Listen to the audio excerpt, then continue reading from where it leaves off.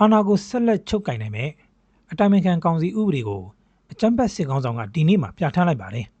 ။အကြမ်းဖက်စစ်ကောင်ဆောင်မင်းအောင်လှိုင်ကဥပဒေပြုလွှတ်တော်မစခင်မနေ့ကဖေဖော်ဝါရီလ3ရက်နေ့မှာ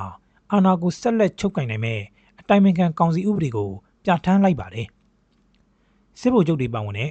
စစ်တပ်ကြောထောက်နောက်ခံပြုကြံ့ခိုင်ရေးပါတီအနိုင်ရပြီးအစိုးရအဖွဲ့မဖွဲ့ခင်မှာ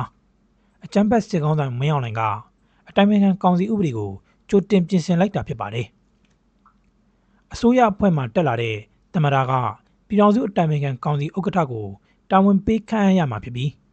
အဲ့ဒီဥက္ကဋ္ဌက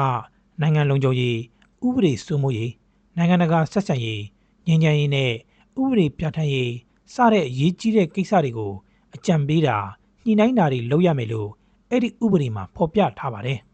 ။အခုပြဋ္ဌာန်းလိုက်တဲ့အတိုင်ပင်ခံကောင်စီဟာအစိုးရတည်းရဲ့သမ္မတတက်တန်းအတိုင်းတည်ရှိမှာဖြစ်တယ်လို့လည်းဆိုထားပါတယ်။ဒါအပြင်သမ္မတဟာဥက္ကဋ္ဌနဲ့အတွင်းရေးမှူးအပါအဝင်အဖွဲ့ဝင်9ဦးထပ်မံခန့်အပ်ရမှာဖြစ်ပြီးကောင်စီလုပ်ငန်းတွေကိုနိုင်ငံတော်သမ္မတရုံးကဆောင်ရွက်ပေးရမယ်လို့ဖော်ပြထားပါတယ်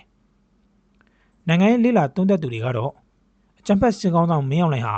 ကာကွယ်ဦးစီးချုပ်ယာတုကိုမဆွတ်လွတ်နိုင်တယ်လို့သမ္မတယာတုပါယူခြင်းတဲ့အတွက်တက်ချုပ်ယာတုစွန့်စရာမလိုတဲ့အတိုင်ပင်ခံနေရာကိုဖန်တီးလိုက်တာဖြစ်တယ်လို့နိုင်ငံရေးသုံးသပ်သူတို့ကဆိုထားကြပါတယ်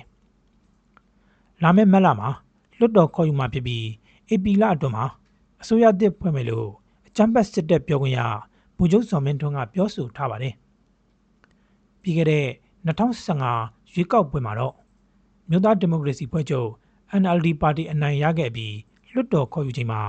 နိုင်ငံတော်အတိုင်ပင်ခံပုဂ္ဂိုလ်ဆိုင်ရာဥပဒေကိုပြဋ္ဌာန်းလိုက်ပြီး